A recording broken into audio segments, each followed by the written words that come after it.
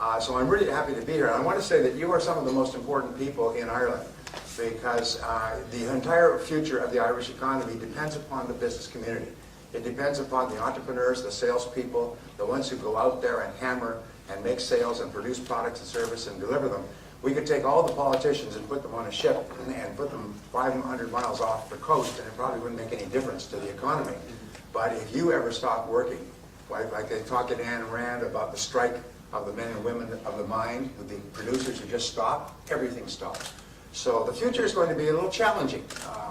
It's going to be probably the most challenging time that you've experienced in your business lives.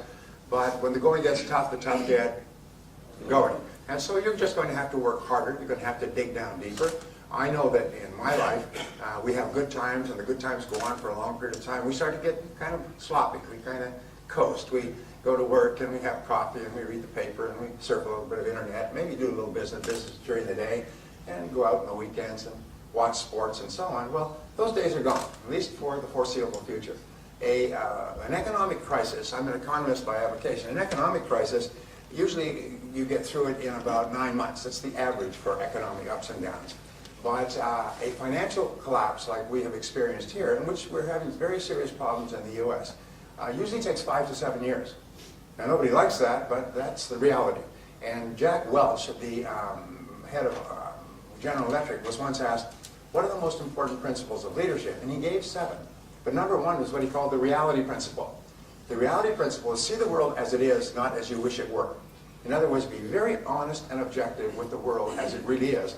And the fact is, the world is going to become more competitive. It's already become more competitive for us here in Ireland.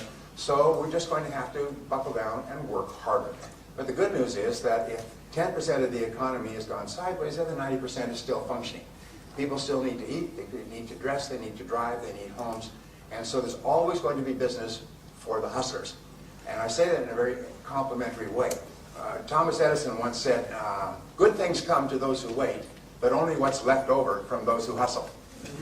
And so you and I are just going to have to hustle. And what I do is I say, all right, if times are tough, then what we do is we buckle down and we work harder. Start a little earlier, work a little harder, stay a little later, hammer away, dig into the depths of our creative abilities, find solutions. If we don't like the way things are going, change them, and so on.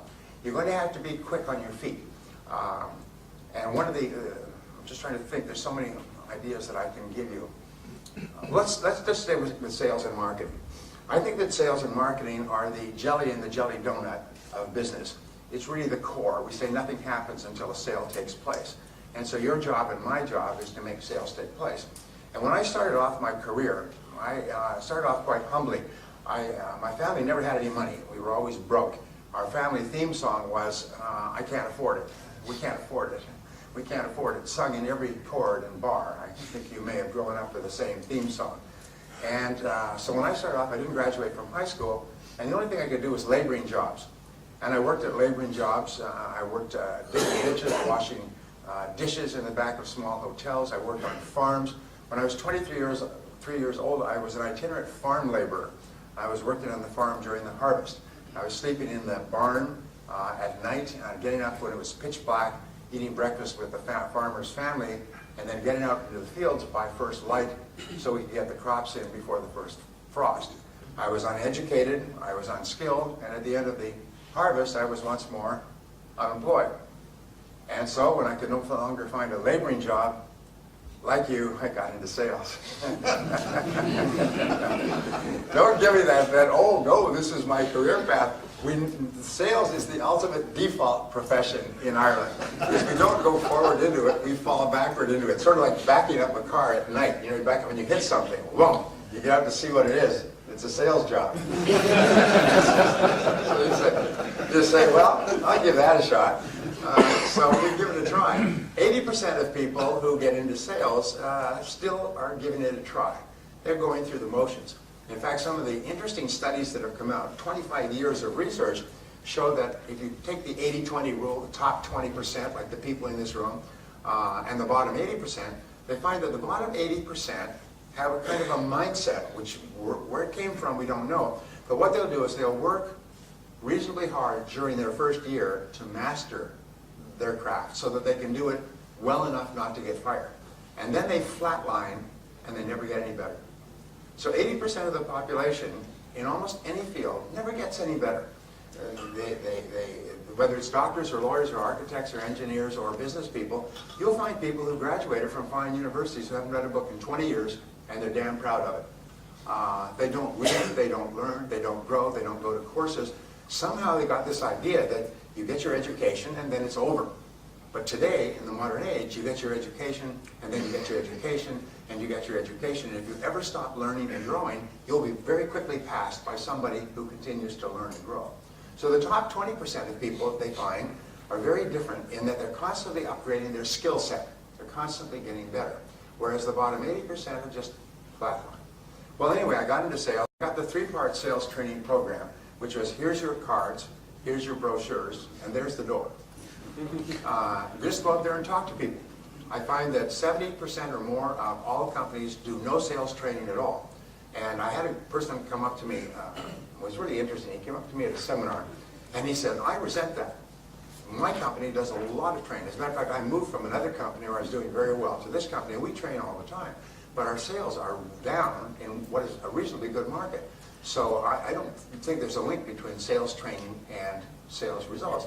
I said, let me guess. I bet you do product training. I bet you do training on your product, but you don't do sales training. He stopped. He said, oh my God. He said, you're right. That's all we do is product training. We train people on what's in the product and how it's made and so on. He said, and he sort of like his eyes were opening. He said, in my last company, we did sales training all the time. We trained people on how to go out and make appointments and talk to people and ask questions and determine customer needs and so on. And here in this company, we don't do any of that. We just do product training. Oh my God. He said, thank you so much.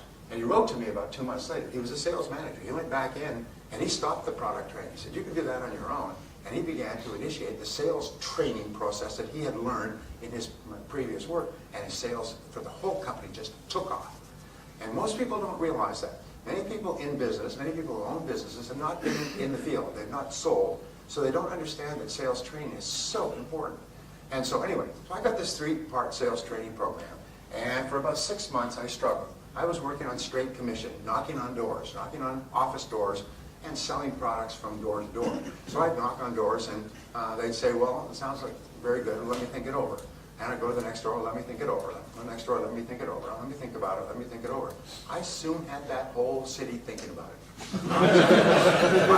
I expected at any minute the dam would break, the phones would fall off the hook, and all those people would have finally come to the conclusion to buy my product. It wasn't until later that I learned that the words, let me think about it or let me think it over, mean goodbye forever. You're a lousy salesman. I'll never see you again or talk to you again. I'll never take your phone calls or your emails or your cover little letters. Is we will never meet again. Goodbye, goodbye. Well, I would go, and I wasn't afraid to work, because at least it was clean work. So I'd get up in the morning, and someone said, you know, sales is not a sales business, it's a rejection business. So the more you get rejected, the more sales you'll make. So go out there every day and get hammered. So I would go out, and I would start, first of all, at 8 o'clock, and then at 7:30. Pretty soon I'd get up at 6 in the morning, and I'd be in the parking lot at 7:30 when people came to work. And I'd say, hello, good morning. I'd walk in with them. And I would work all day. Then I used to run from door to door so I could be rejected more often. And then at night, in the evenings, I would go out and I would knock on doors in apartments and neighborhoods, home doors. And I'd work till 9 or 10 o'clock at night. And I still wasn't making any sales. And I just couldn't understand it. And this went on. Every so often I'd make one sale, which would keep me alive, just barely keep me alive to the next sale. After about 6 months, I noticed there was one guy in our office. His name was Pete. And Pete would roll into the office at about 9:15. Customer prospect would come in. They'd have a nice little talk. Ho, ho, ho. You wouldn't know what they were saying. Customer would pull out a checkbook, write a big check, sign the order. Pete would go out and make a couple of additional calls in the morning, have lunch with another prospect, make a sale, make more sales in the afternoon. Pete was earning 10 times as much as anybody in our company, and he wasn't even working very hard. Here I was just hammering away and barely surviving. And Pete always had a pocket full of money, went to great restaurants. He'd walk into a restaurant and he'd peel off 10, 20 euro bills, like a mafiosa, good fella. People always give him the best tables. When Pete said, anybody want to go for lunch? Oh, you want to get close to Pete? Because Pete could pay. You couldn't pay. Remember those days? Anyway, so I went up to Pete and I did something that changed my life, and I hope it changes yours. I said to Pete, Pete, what are you doing differently? Or what are you doing that enables you to make so many sales? What are you doing differently from me? He said, well, show me your sales presentation. I'll critique it for you. I still remember that. I said, what? Your sales presentation? I said, you show me yours and I'll show you mine. Because I didn't have a sales presentation. I was doing the blah, blah selling. You know what the blah, blah sell is? Blah, blah, blah, blah, blah, blah. Recite stuff from your brochure, blah, blah. Say what clever things they told you to say in the office, blah, blah, blah, blah. And you hope that in the midst of this, they would say, stop, I'll buy. And it wasn't happening. And that's all I knew to say. It was just to talk fast. You know, we say in Ireland, you have the gift of the gab. So I would talk faster, and if the customer started to lose interest, I talk a little faster or louder. They started to look at their watch, I talk a little faster and louder. And pretty soon they say, well, let me think about it. And I'd be back out into the street. And I said, so this is what I'm doing. He said, no, that's not how you sell. He said, selling is a logical and orderly process. And it has 7 parts to it. And if you follow the parts in sequence, sales come out the other end. It's almost like a production line. And if you don't, you don't. And the sales don't happen. It's just, it has nothing to do with you as a person. So he showed me, and he took out a piece of paper. He said, let me show you a typical presentation. And he started to show me a presentation. And he wrote it down, and I still remember. I can remember the time, place, spot, because it changed my life. What he showed me is that selling is logical, and if you follow the process, you make sales, and if you don't, you don't. And nature is neutral, and nature doesn't care. If you're a complete idiot and you're an immigrant and you arrive here and you don't know anybody, if you follow the process, you make lots of sales, and if you don't, you don't. I learned later that Pete, when he had gotten out of college, and he hadn't done particularly well, he got a job selling for a large company. And the company trained him. And they trained him for about 9 months. About half of the time in the office, in training, and half of the time in the field. And this is what the big companies do. The grown-up companies is what they do is in the office, in the field, like a windshield wiper, alternately. So you learn and you practice. And in IBM, they train you for 18 months. And at 18 months, if they are satisfied, for the first time, you can be alone with a customer. Up until that time, you're always supervised by a supervisor who goes out with you until they reach the point where they feel that you are capable of being alone with a customer for the first time. 18 months of training. And at IBM, and I worked for them about 30 times as a speaker, IBM then went on to conquer the world because their salespeople were considered the best salespeople in the world. They could go into any market, anywhere, any company, under any situation, and sell tens of billions of dollars worth of product.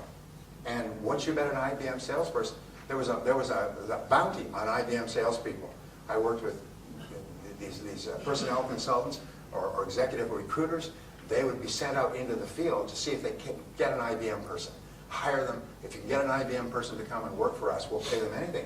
Couldn't get people away from IBM. IBM paid their people like kings and queens. They lived in beautiful homes because they knew that the whole focus from Thomas Watson Sr., who founded IBM in 1928, the whole focus was on the salespeople. Train them and train them and train them like an elite, crack military team. Whereas the other companies just standing there and say, yeah, here's your cards, here's your brochures. Couldn't understand why IBM was eating their lunch. I learned later, and I worked with probably 1,000 big companies and thousands of small ones. All the big companies train and train and train like crack athletic sports teams. And all the average companies take training indifferently. They maybe listen to a tape once or have a little pep talk in the office. And so what he told me was this is how to sell. Pete, by the way, could now go, after he had been trained, he could go into any industry or any company, in any economy or even any country, and he could be earning 10 times as much as another salesperson within 30 days because he was fully trained, almost like a chef or a diesel mechanic or a doctor. He had the training. All you had to do is put it in place. So he told me these things, and I always thought I had died with heaven. And I took notes, I took frantic notes, and instead of talking all the time, I asked questions.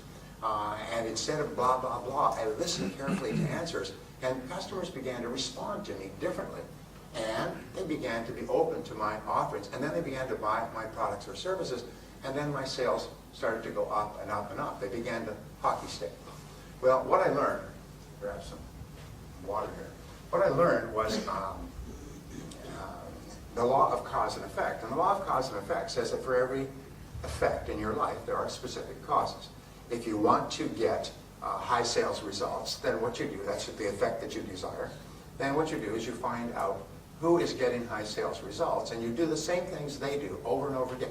You don't deviate, you don't go off the reservation, as we say, you don't do your own damn thing. What you do is you learn the sales process meticulously until you can do it in your sleep, and then you can be more creative. Then you can add your own personality or temper.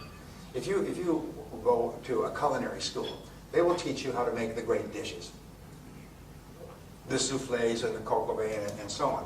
And what they'll do is they will supervise you, and they will teach you how to make this meticulously.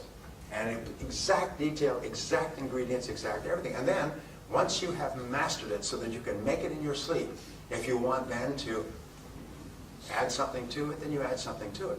The big mistake I have found in almost every field, but especially in sales, is that people start to learn how to sell, and then they go off and do their own damn thing.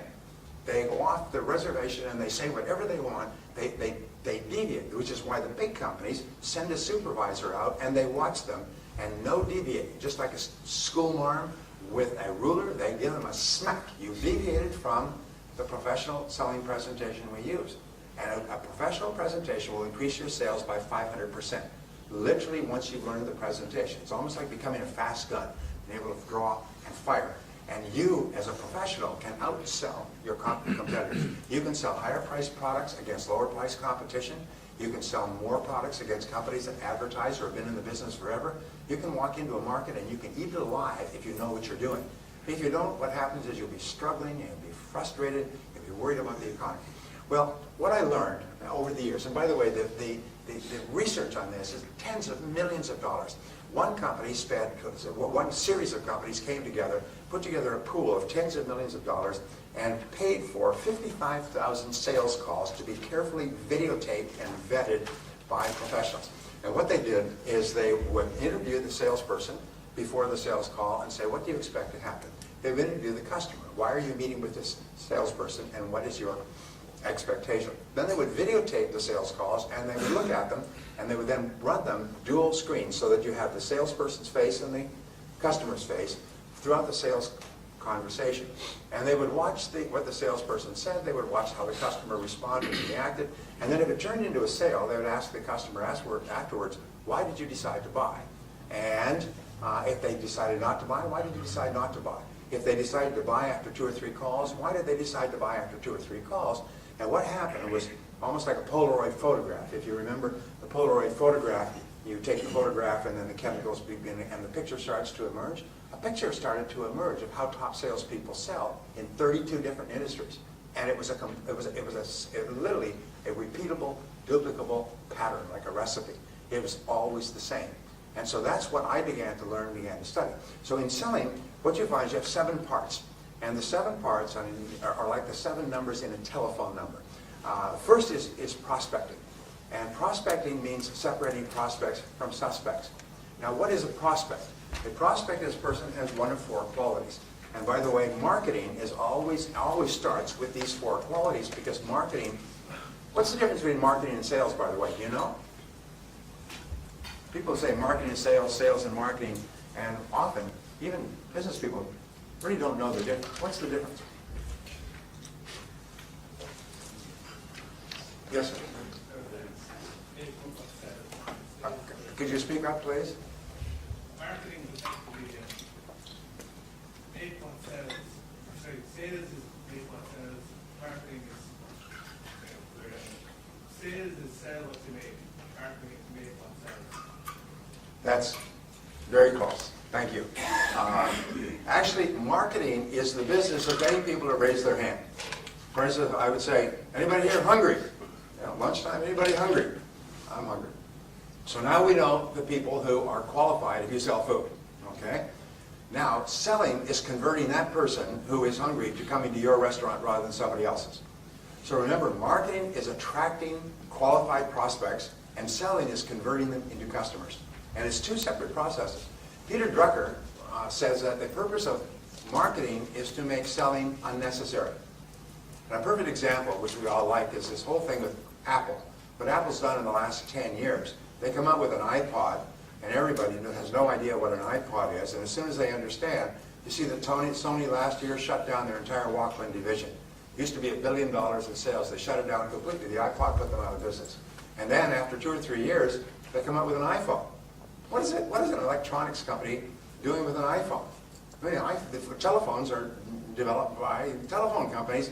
They come up with a phone that is now selling $50 million a year.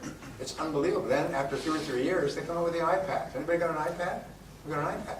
What they do with those is people line up around the block. They don't even know what's in it. But in the U.S., I don't know, it was like here, hundreds of people would start sleeping on the sidewalk at midnight, lined up around the block, sleeping on the ground to get the first iPads when the store opened this morning, and pay $500 a piece. And I understand they're much more expensive here.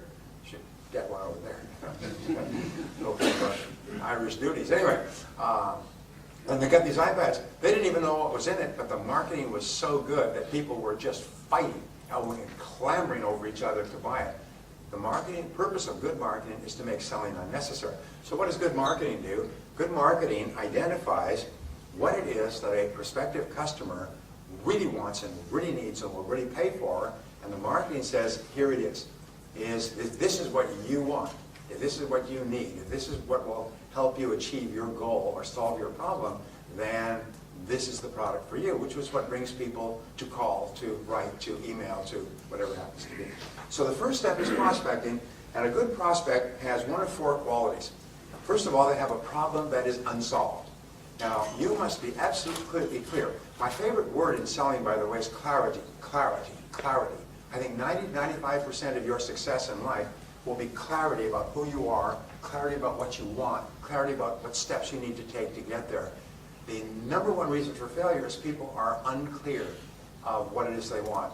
And as a result, they go around in circles. So be clear. What is the problem that your product or service solves? You've heard over and over again that people don't buy products, they buy solutions to their problems. The second part of prospecting is what is the need that your product satisfies. People buy products that satisfy their needs and wants. And what is it?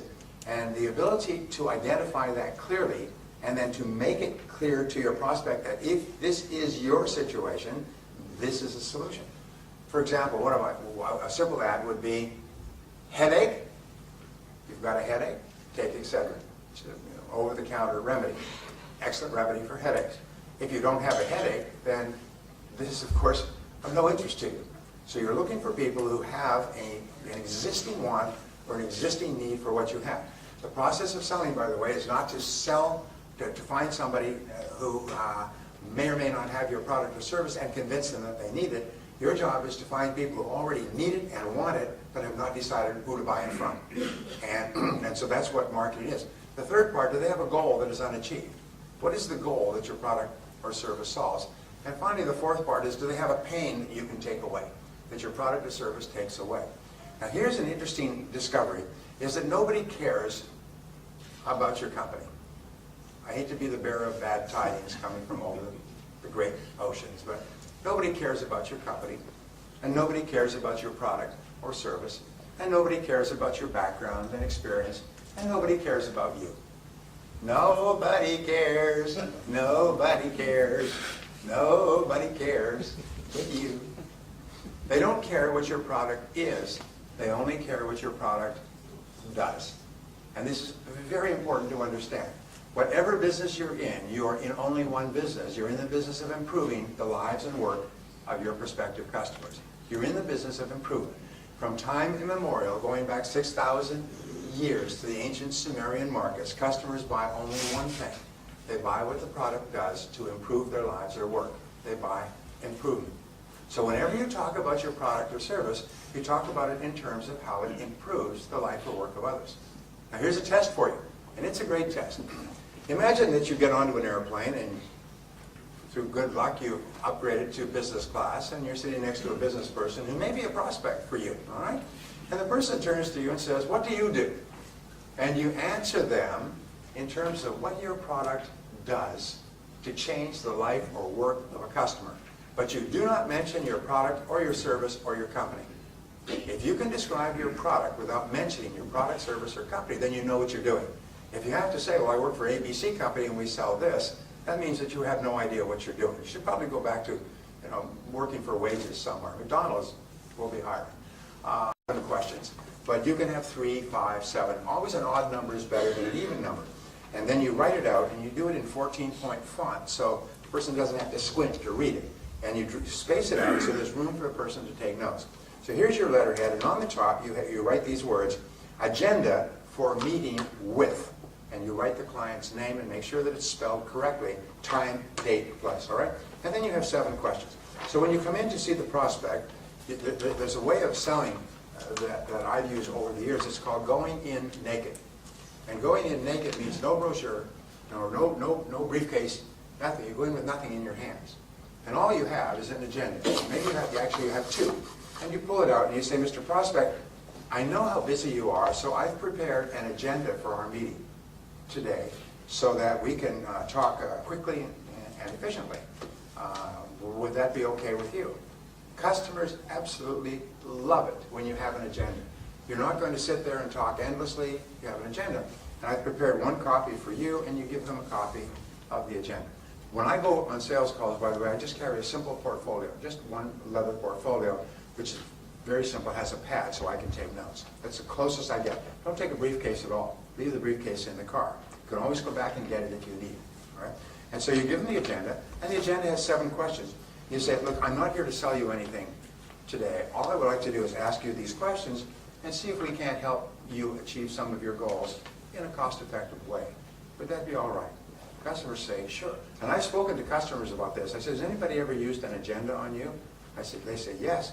And I said, how did you feel? They say, they love it. They love it. And your credibility goes straight up. Because now you've positioned yourself not as a salesperson, but as a consultant, as an advisor, as a friend, as a helper. You're not there to sell them something. You're there to help them improve their life or work. And so your questions go from the general to the specific. From the broadest question, like, what are you doing now in this area? And how is that working for you? And what are your plans for these, in this area in the future? And what sort of budget do you have? And what sort of things are you looking at, or other companies, and so on? And what kind of timelines do you have? So you go from general to specific. And at the end of asking 5 or 7 questions, and 7 is my favorite, the person can take notes. They can take notes because you've left lots of room. And very often it's clear that the customer, yes, does need, can use, and can afford your product or service. And you haven't tried to sell at all. We call this selling without selling. All you've done is ask good questions. Customers also love it when you have a track to run on, when it's clear that you're going somewhere with your questioning and they've got it written down. And then they can take it away and they can talk to someone else and say, Connor was in here this morning and he was telling about this, and he's got some very, very good questions here that we need to think about. And they can show it to other people. They can actually sell internally.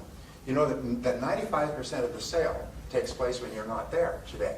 This is another thing they have found, is people don't buy there. They say, well, let me consider this and go over it with the other decision makers, my wife, my husband, my boss, and so on, and let us talk again. And so sometimes your major goal in your first meeting with a client is just to determine whether or not they're a suspect or a genuine prospect, and then your second goal is to come back. Your goal is a second meeting to come back with. Sometimes we call this two-step selling. Is the first meeting is to find out if they're a prospect. The second meeting is to show them what your product or service can do to help them based on the information you've gotten from the first meeting. And what this does is it creates a low-stress, no-stress environment where it becomes clear that you are a professional who's here to help them. You're not here to sell them anything. They don't have to be defensive. They don't have to be watching what they say because you're not trying to sell them anything. And in reality, you are selling because you're building your credibility to a very high level. Now, the other thing that we know is that asking questions is the key to building trust, and talking is not. So you'll find that the very best sales professionals ask questions, and they ask a lot of questions, and they ask questions that are structured, and then they listen carefully to the answers. There's some interesting psychological work that says that when you listen intensely to a person when they're talking, their self-esteem goes up, their blood pressure goes up, their galvanic skin response increases. They actually experience physical and emotional changes when they're intensely listened to by a professional person like yourself. So you'll find that all great salespeople are great listeners, because listening builds trust. So how do you get a chance to listen? By asking questions. And so you find that that good salespeople are not what they have in the movies. They're fast talkers and quick thinkers and so on. Good salespeople are very genial people. I've had the opportunity over the years to work with what they call the top of the table, which is the top insurance salespeople in the world. Yeah, they have the $1 million round table, and they have the top of the table, and they have the court of the table. Is it the court of the table? As you go higher and higher and higher, up to hundreds of thousands of people, only an elite that is earning anywhere from $500 to $1 million a year actually gets in there. Some of them are making several $1 million a year. So I was visiting one of these groups and speaking in Hawaii a few years ago, and there were about 300 or 400 of them from all over the world. And the interesting thing is you meet them on the lobbies, and you meet them at dinner, and you meet them around the resort, beautiful resort. And they're all some of the nicest damn people you ever met. They're nice, they're genuine, they're interested, they're interesting, they're warm, they're friendly, they ask a lot of questions. They don't even know who you are, but you just almost automatically like them. Because when somebody asks you questions and listens intently while you answer, you feel happy because somebody's paying so much attention to you. Interesting point, just as with regard to relationships, the word is that we always pay attention to that which we most value. We always listen to people who we consider to be the most important. And so at home, if you really want to have a positive impact on the people at home, and I say this mostly for the men, because women know this already, is whenever the woman or even your children, and I practice this all my life, talk to you, stop everything, turn off the television, put down what you're reading, and focus in on them like a laser beam. What I say is imagine that your eyes are sun lamps and you want to give the other person's face a tan. And just focus in on them and listen to them, lean forward, and listen as though they're about to say one of the most important things in your life, and they're only going to say it once, and you don't want to miss it. When you do this, you will be astonished at the effect on the other person. And if you do this with your wife, she'll think that you've been drinking or you're up to something. Because it will be so unusual. And so one of the things, and I've given this advice for years, the rule is that the first hour when you come home at night, I'm getting off track, but not really. The first hour when you come home at night is called the hour of power. And this is the hour where you recombine, you come back together again as a couple and as a family. And you don't let anything interfere with that hour of power, especially not the television. What do most men do is they come in, they say, where's the control? And they turn on the television and they go through the mail and they sit down and they watch television and they read the newspaper simultaneously. No, from now on, and I've had men come back to me and say, you cannot. It was astonishing. My wife took a week to get over it. He would come home and instead of talking, and men believe that their day has been the most fascinating period of time since Jesus walked the earth. You know? And so they come home and they love to talk and talk about every detail of their day. And women are wonderful. They listen and they nod and they do their grocery lists and think about other things and appear to be paying attention to you. But if you ask a woman when you come home, she'll say, well, how was your day? And if you're not careful, you will launch into it for an hour. I was reading something from a comedian in Hollywood. She said, I love going to my shrink, she said, my psychiatrist. I could sit there and talk for an hour uninterrupted, just like a man on a first date. But it's also just like a man when he comes home from work. He can talk for an hour uninterrupted, unless he wants to go and watch television. Television will interrupt. So the next time you go home, try this, is when she says, how was your day? You say, pretty good. How was your day? And you ask her about her day. Now, she'll be so shocked. She'll say, well, it was fine. What did you do? She'll try to turn it around on you. You say, no, tell me what you did. What did you do starting this morning? What was the first thing you did when you went to work? And then you just keep asking her questions about her day. First of all, you'll find that her day was as interesting or more interesting than yours. Second of all, she'll be astonished. Third of all, women's greatest need is for attention, respect, and affection from the man in their life. And when you give her undivided attention and affection and respect, it will have such an enormously warming effect on her, it'll make her very, very happy.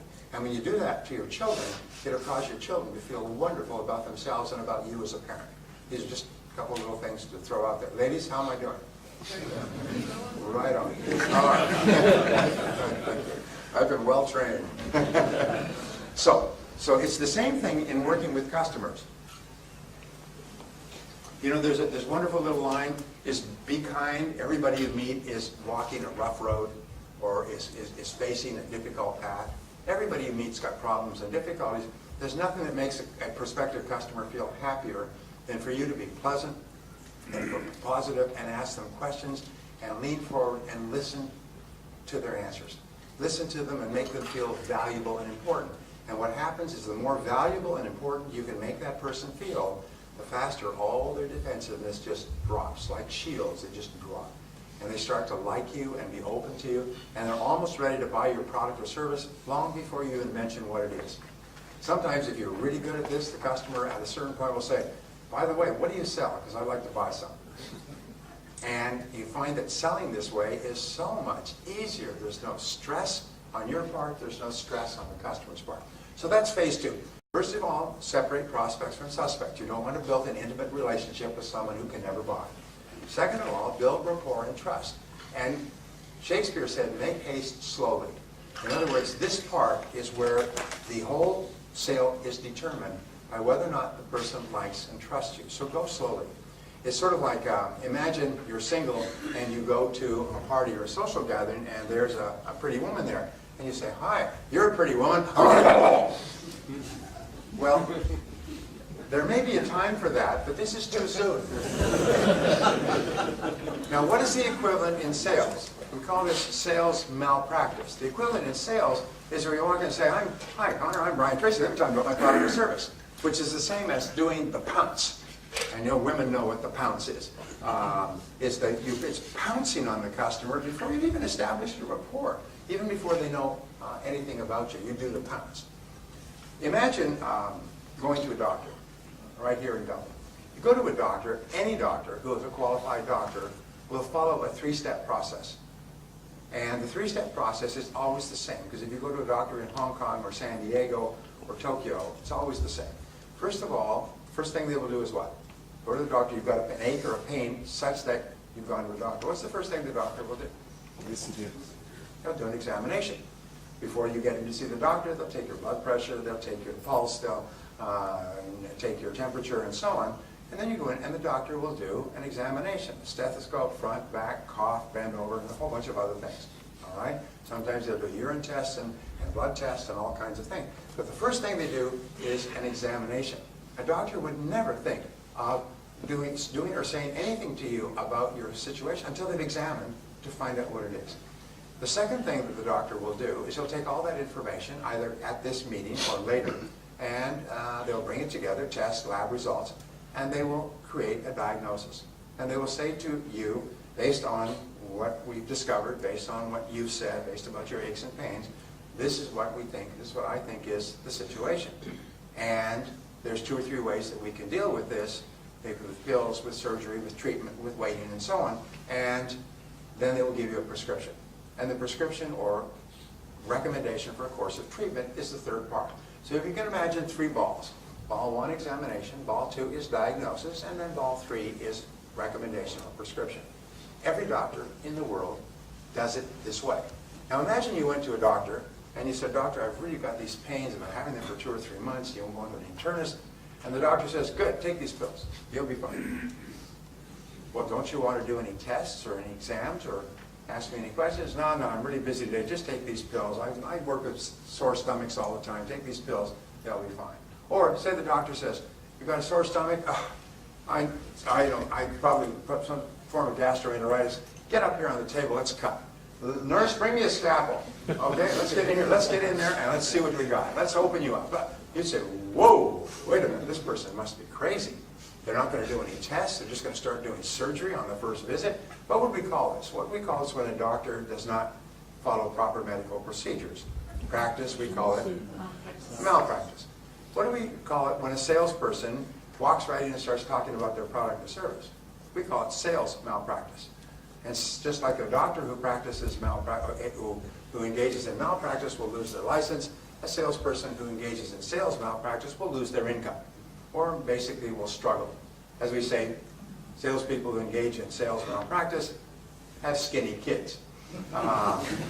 So your job and my job is to take the time to do the examination by asking good questions. And it leads us to stage 3. What have we got for time?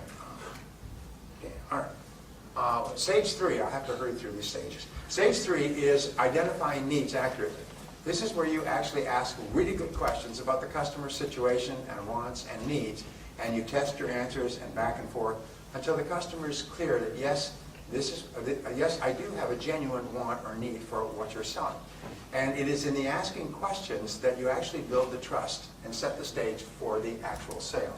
If you don't ask enough questions and you start to make recommendations, you still have not mentioned your product or service, by the way. Yes, you have separated the prospect or suspect by checking what they need. You have built rapport and trust and credibility. You're now asking questions and focusing in on the customer. The customer must feel that you are like a consultant, an advisor, a helper. You're not trying to sell, you're trying to help. Just like when you go to a doctor and the doctor does tests and asks you questions, they're not trying to sell their services, they're trying to help you. And once you get this feeling, this person's not trying to sell me something, they're trying to help me improve my life and work, it changes completely. At the end of this questioning process, the customer should be crystal clear, yes, I really do need what you're selling. Sometimes when people say, I'm not interested, it's because they're not clear that they actually need what you're selling. And your job is to say, oh, I didn't think you'd be interested. This is one of the answers we used to use. Say, I'm not interested. I didn't think you'd be interested, that's why I'm calling. Most of our very best clients were not interested when we first spoke to them, and now they've become our best customers and they recommend us to their friends. The fourth stage in selling is the presentation. And the presentation is a logical and orderly sequence where you show the customer how the wants and needs that you have mutually identified can be satisfied with your product or service. Your product or service does not have to be the best or the cheapest. It just has to be the right product for this customer at this time. And you show them that based on what you've said, I think our product or service can help you achieve your goals in a cost-effective way. Let me show you how. And then you simply demonstrate how your product or service is the perfect choice. The very best way to sell a product or service is what is called anecdotal selling.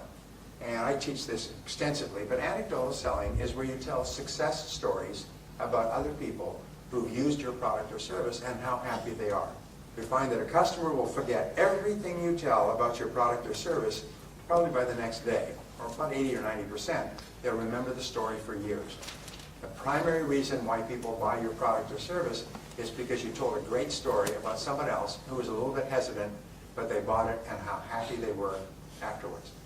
Sometimes I say, if you're working with a sales group, you should have a customer story meeting where everybody is responsible for bringing their best story. And they share the best story of their happiest customer. And here's the point, it doesn't have to be your customer. It just has to be a customer of your product. And some of the best companies will share stories from throughout the country. And a person will say, let me tell you about one of our customers down in County Cork. And he had this situation, or she had this situation, and they used this, and this is what they said 2 months afterwards. And you tell the story. If you can get them to write a testimonial that says, this is what happened to me, I was really skeptical, I was nervous about the price, but I decided to go ahead. Oh, I'm so glad I did, because this is what's happened to me since. One good story can make you rich. I've worked with people who've gotten into the $1 million round table, past $1 million a year in straight commission income with a single great story, which they wait, and then they use at exactly the right time. And the story just demolishes all sales resistance. So think about sales. When you're making a presentation, think about stories.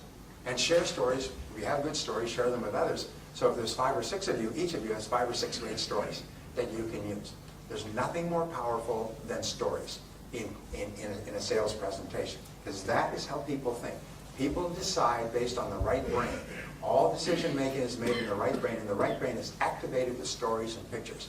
And when you tell a story, what happens is people start to see themselves as the primary actor in the story. Here's an interesting discovery. I keep making discoveries in this field.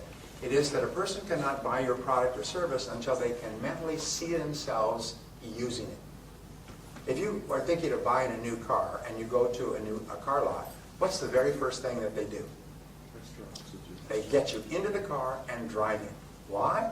It's because they know that it's not possible for you to drive a car by standing there looking at it. They want to get you in it and feeling it and shifting the gears and smelling it and adjusting it. And they always take you on a particular route around these corners and everything else so that you get the feeling of the wheels. You know what I'm talking about? And so what happens is when you come back, you have a mental picture of what it would be like to own this car. Same thing if you're thinking of buying a home. They take you through every single room. They tell you how the kids could be here and you'd be here and you put the television here. But what they're trying to do is give you a mental picture. So when you go home, you have a picture of what it would look like. If you go to buy clothes, you'll find you buy clothes. What do they have all over the showing room? Mirrors, so that you can see what you would look like if you bought the clothes. So it's the same thing when you are selling a product or service. One of the most powerful words, sets of words you can use is just imagine. Just imagine if you were using this, or just imagine having this, or here's another thing you can say, it's called talking past the sale. When you are using this service, you will find that it does this. And when you use this service, you will find that you will get this. Or when you're using this product, you'll find you'll get this result. What you're doing is you're creating a mental picture in the customer's mind of how they will be after the sale. Remember, almost 100% of the decision to buy is determined by how the customer thinks he or she will feel after the sale. So always talk about how you will be after the sale.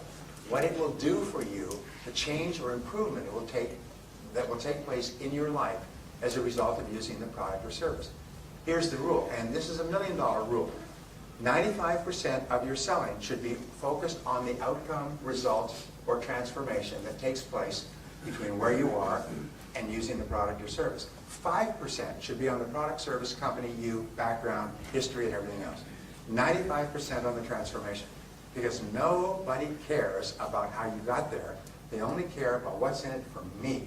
How will I be afterwards? Right? Notice when they sell vacation trips to the south of Spain or to the Canary Islands. They have a beautiful poster. They have this absolutely beautiful beach, warm palm trees, sunshine, clear sky. A couple, supposedly you and your spouse, you're supposed to project into that, walking on this absolutely beautiful beach or basking in this beautiful pool. There never seems to be anybody else around. You go there and half the population of Europe is there. So what you do is you get a visual picture of yourself and your spouse in a beautiful tropical area, quiet, tropical, sunshine, warm, and you get that picture in your mind. Now, you get the picture in your mind of packing your bags and going to the airport and parking your car and going through customs and security and getting on the plane and ordering drinks on the plane in the seat and getting to your room and no, you don't want any of that. All you think about is walking on the beach. All those things are the particulars. And you went to, what does travel companies sell? They talk about the trip to the airport and the flights, and they talk about picking you up at the airport and the hotel, and they greet you at the hotel.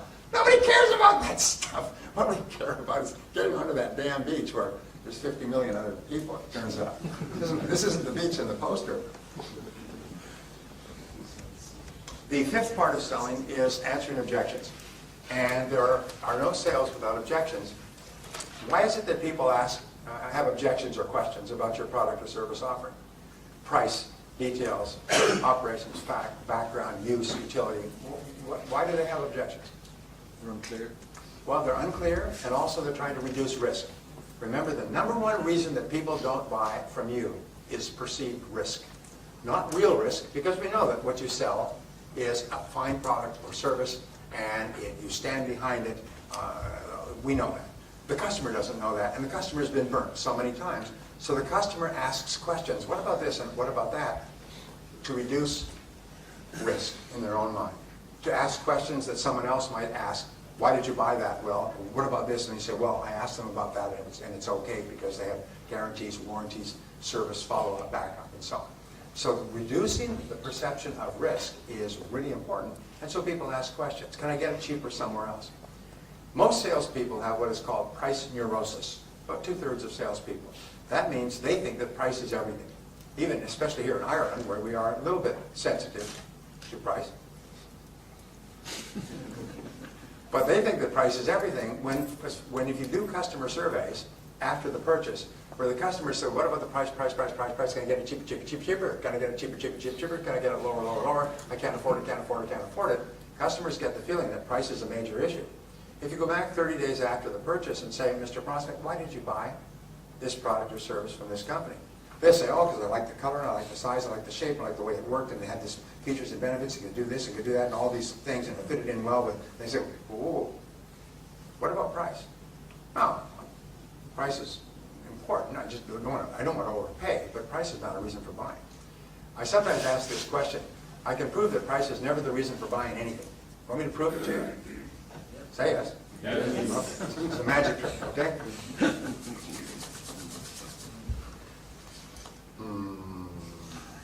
Is there a single person in this room who has a single item about their person that they bought solely because it was the cheapest available? I rest my case. Not a single person here has anything that they bought solely because it was cheap. You're not going to buy clothes because they're cheap, even though they're ugly and ill-fitting. You're not going to buy a pen that doesn't work. You're not going to buy shoes that don't fit because they're cheap or look ugly. In other words, appearance, use, size, comfort, shape, fitting with your wardrobe, all these things have to be solved first, and then you want to get the best price. And what we know is that customers, even in Ireland, do not want the lowest price in most cases, and I'll tell you why. The only reason they want the lowest price is there's no difference between the two items. If the two items have the same respective level of quality, then they'll want the lowest price because there's no difference. But if there's a whole series of other features, they don't want the lowest price because the lowest price is always associated with what? Inferiority, poor quality, breakdowns, disappointments, anger, frustration. I wish I never bought it at all. People are always willing to pay a little bit more to lower the risk of the purchase, to raise the level of comfort, so that they will be happy after the purchase and not have to worry about it. You and I have all had the experience of very cleverly buying a cheap product, and afterwards we had so many problems with that product, we wish we had never done it at all. What else? We wish we had paid more for the product so we didn't have it. So answering objections is important, and what you do is you think through, and this is an exercise that you can do, by the way. It's a great exercise. It's called a sentence completion exercise, and you can do this as a sales team. Remember, you can double your sales by either increasing your sales effectiveness or by removing the objections that hold people back. There's always one major objection that causes a person not to buy. And each person, each prospect may have a different objection, or the objections will never be more than 6. It's called the law of 6. I learned it when I was 24, is there's never more than 6 objections to any offer. So you use this exercise by saying, let's complete this sentence as an individual or as a team. Is we could sell to every prospect if they just didn't say ... complete the sentence. If they just didn't say it costs too much, or just didn't say I'm happy with my existing supplier, just didn't say I can't afford it, just didn't say I'm not in the market right now, just didn't say cash is poor. In other words, write down everything that people say. And sometimes you'll end up with 20 or 30, or I worked with one company that came up with 100 objections. And then you look at them and you'll find that they break down neatly into never more than 6 categories. And you can find an answer. You can create an answer that answers all the objections in that category and eliminates the objection forever. So think through, what do you say when people say this? What is your answer? And again, the best salespeople I've ever worked with, when they almost know. They know that at the moment of closing the sale, the prospect's going to come up with this one objection, and they smile like, I own you. They smile and they say, that is a good question. Let me see if I can answer it for you. And then they just turn over the cards, and they've got an answer fully prepared that demolishes the objection and eliminates any obstacles to making the sale. And we say for every problem under the sun, there is a solution or there is none. If there's a solution, go and find it. If there isn't, never mind it. So for every objection that a customer gives you, there's an answer. If there isn't an answer, if the company is going bankrupt and they're moving the furniture out, the sheriff or the police are there, and the decision maker is being marched off to jail for investment, this is probably an overcomable objection, all right? An unovercomable objection. But in most cases, what people give as an objection is not really a reason not to buy. It's just a reason in their mind that you can remove. Now the next, step number 6 is to close the sale. And closing the sale means to ask the customer to buy. And there are several different ways. I produced a program, which I think is for sale here. I produced a program some years ago called The Psychology of Selling. And all over the world, 16 languages other than English, it has taken people from rags to riches. It's made them millionaires and multimillionaires. It's taken them from junior salespeople to owning the company they started to work for. The stories I've heard would bring tears to your eyes, what has happened, because what it does is it tells you about wants and needs and customer objections and 19 different reasons why a customer will object on the basis of price, and how you determine which objection it is and how to answer it, and how to manage your time and your mind and so on. People have used that, including closing techniques. And I've had people say to me, you know, I lost the sale, and then I remembered the words, and I turned to the customer and asked the closing question, and I got the sale. I made thousands of euros with a single sale, and I lost the sale, but I remembered the words. When I started off selling, I was terrible. By the way, every master, they say, was once a disaster. Every top salesperson was once terrible. They couldn't feed themselves or their family. Every salesperson in the top 10% started in the bottom 10% and struggled upward. And when I started off, I was terrible. And when it came to closing, I would go into a form of semi-paralysis. My heart would pound, my stomach would churn, my temples would sweat, and the customer would get the feeling that something awful is about to take place here. And the customer would go into a fetal crouch and start to protect and defend themselves, and would be like two scorpions in a bottle. And I'd finally blurt out, well, what do you think? And the customer, that's a lay-down question, the customer would say, well, I think I like to think it over. And I say, oh, great, you think it over. I'll think it over, and we'll think it over, we'll all think it over. We'll all get back together sometime in the future. I go back to the car and say, oh my God, a sale almost took place in there. Geez, that was close. Her would be pounding. And then I realized the mistake that I made is I didn't know how to ask for a sale. I didn't know how to make a souffle. I may be able to make omelets and make scrambled eggs and pork roast, but I didn't know how to make a souffle. I didn't know how to end the conversation, so I began to study closing techniques intensively, and it transformed my life. And I'm not talking about manipulation or clever, fast talk. I'm just talking about really professional ways that you like what I've shown you so far. Yes. Well, then why don't you give it a try?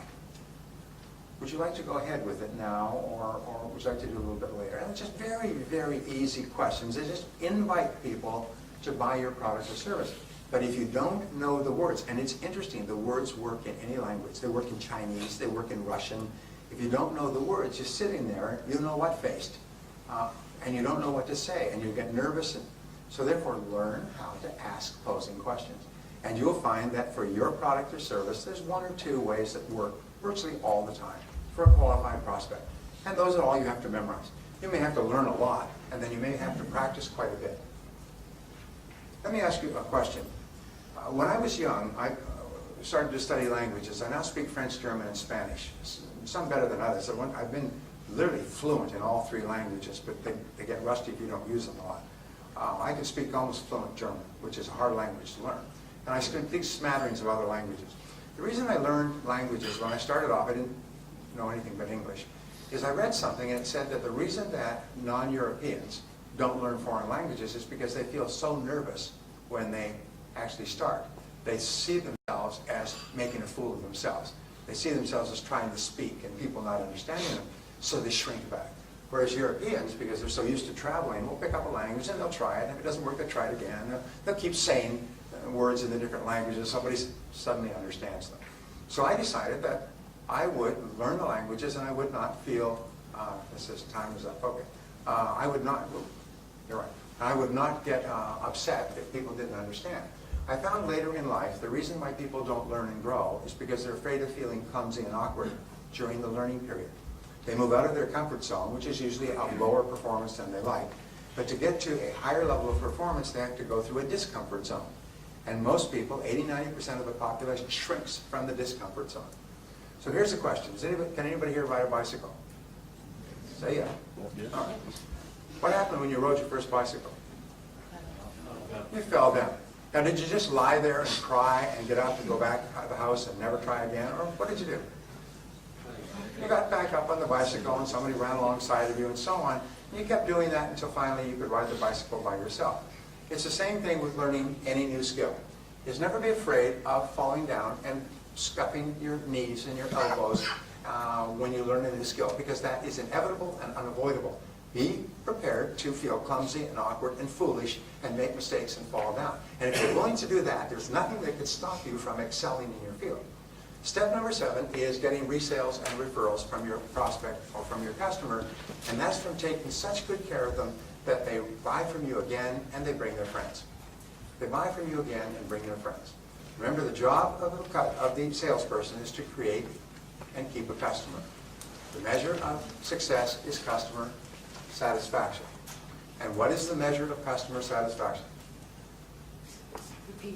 Repeat business. In other words, they come and they buy again and they bring their friends. The only way you can get into the top 10% in terms of income is by becoming such a good person in the sales conversation that people like you and see you as a friend, as a helper, as a guide, and they want their friends to enjoy the same experience. And when you start to create what we call a golden chain of referrals, you'll be astonished at how much more successful you become. Well, I hope this has been helpful to you. I hope that these 7 steps have been helpful to you and they will help you in the future. And the wonderful thing is that each person here has the ability to get into the top 10% and become one of the highest paid people in the entire country of Ireland. Irrespective of economic ups and downs, you have total control of your own destiny by engaging in continuous and never-ending improvement in your field. And I hope you do. Thank you.